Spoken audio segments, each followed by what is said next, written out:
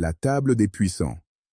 Je me souviens de cette salle, climatisée, feutrée, sans bruit.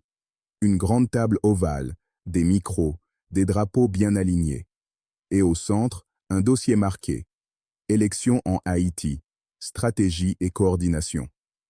Ce jour-là, j'étais assis parmi les puissants. Des ambassadeurs, des directeurs, des conseillers politiques.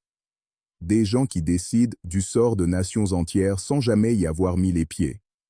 J'étais là, observant, écoutant. Et pour la première fois, je me suis demandé qui parle vraiment au nom d'Haïti. Les conversations derrière les murs. À chaque crise, il y a une réunion. Et dans chaque réunion, il y a un langage codé. On ne parle jamais de pays en ruine. On parle de situation de fragilité institutionnelle. On ne parle pas de famille massacrée. On dit tension sociopolitique. C'est ça, la diplomatie. Un art de dire sans jamais dire. Un art de parler pour éviter d'agir.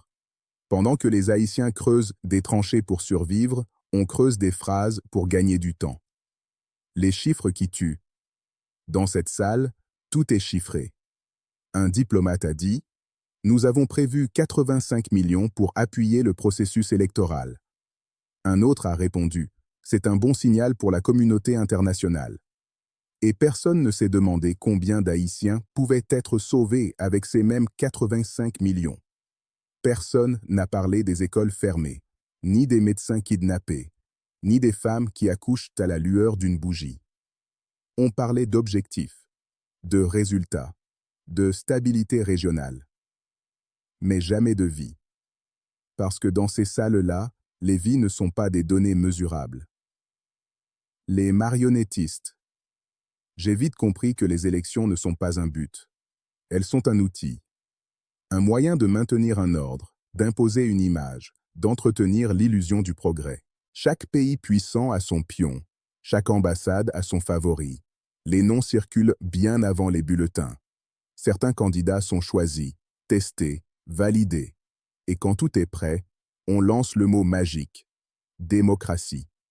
Mais cette démocratie-là, ce n'est pas la voix du peuple. C'est un script, un scénario répété d'avance. Le silence complice. Un jour, j'ai demandé à un collègue « Pourquoi on ne dit pas simplement que le pays est ingouvernable ?» Il m'a répondu sans lever la tête « Parce que dire la vérité n'aide pas la mission. » Voilà, tout est là, dans cette phrase. Dire la vérité, c'est dangereux. Parce que la vérité, ça dérange les contrats, ça menace les accords, ça casse les sourires. Alors, on ment avec élégance. On publie des rapports. On prend des photos avec des enfants en uniforme. Et on continue le théâtre. Les grandes puissances et la petite île. J'ai travaillé dans d'autres pays, mais aucun n'est traité comme Haïti. On ne parle pas d'Haïti comme d'un État. On parle d'elle comme d'un projet humanitaire. Un endroit qu'on répare de temps en temps, quand l'image devient trop mauvaise. Les États-Unis veulent le contrôle. Le Canada veut la stabilité. La France veut la présence. Et les Nations Unies veulent le rapport. Mais personne ne veut la solution. Parce que si Haïti devient stable, qui justifiera tous ses budgets? Qui paiera ses consultants? Qui renouvellera ses mandats? Alors, on maintient l'équilibre du désordre. Juste assez de chaos pour garder le contrôle. Juste assez d'espoir pour ne pas tout perdre. L'accord des invisibles. Ce qu'on ne dit pas, c'est que tout est déjà signé. Des accords secrets, des conditions politiques, des pressions financières. Les élections à venir ne sont pas haïtiennes. Elles sont internationalement programmées. Le calendrier, le financement, même les observateurs, tout est déjà défini à l'extérieur. Et pourtant, les médias parleront de choix souverain du peuple. Mais le peuple, lui, n'aura rien choisi. Il n'aura fait que suivre la mise en scène préparée par d'autres mains. Les diplomates du confort. Je me souviens d'un déjeuner officiel. Un représentant disait, le sourire aux lèvres, « Haïti doit apprendre à se prendre en main ». Je l'ai regardé et j'ai voulu lui répondre, « Mais comment un peuple menotté peut-il se lever ?» Il parle de responsabilité, mais il refuse de rendre des comptes. Ils parlent de démocratie, mais ils imposent leurs règles. Ils parlent de coopération, mais ils dictent la conduite. Et chaque mot devient une gifle pour ceux qui souffrent. L'aveuglement choisi Haïti est devenu un laboratoire, un lieu d'expérimentation politique et humanitaire. Chaque échec donne lieu à un nouveau rapport, chaque crise, à un nouveau plan d'action. Et à chaque fois, les mêmes visages réapparaissent, les mêmes mots reviennent, résilience, gouvernance, reconstruction. Mais personne ne dit « assez ». Personne n'a le courage de dire « on a échoué ». Parce qu'admettre l'échec, ce serait admettre qu'on a profité du désastre. La voix du peuple qu'on n'écoute plus. Je me suis rendu à Port-au-Prince après plusieurs années. Je voulais voir de mes yeux ce que les rapports appelaient « progrès ». Et ce que j'ai vu, c'est un pays épuisé. Des rues vides, des visages fatigués, des regards sans horizon. J'ai parlé à une femme dans un marché. Elle m'a dit « Yo tout ap pal de élection. Men mwen ap chèche mange poupiti mwen. » Ils parlent tous d'élections, mais moi, je cherche à nourrir mes enfants. Cette phrase m'a hanté, parce qu'elle résume tout. Pendant que les puissants parlent de démocratie, le peuple parle de survie. Les illusions de la reconstruction. Les puissants aiment dire « Nous aidons Haïti à se reconstruire ». Mais on ne reconstruit pas un pays avec des promesses.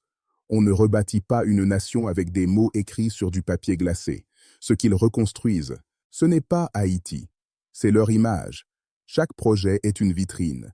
Chaque mission, une opération de communication.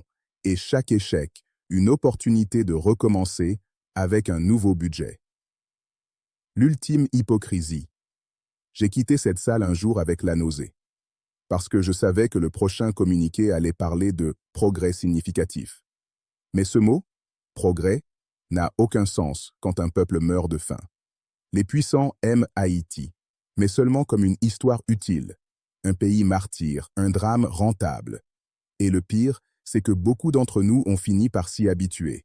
Même nous, les Haïtiens instruits, nous sommes devenus complices du mensonge. La vérité nue. Aujourd'hui, je parle sans mandat, sans poste, sans drapeau. Je parle parce que j'en ai assez.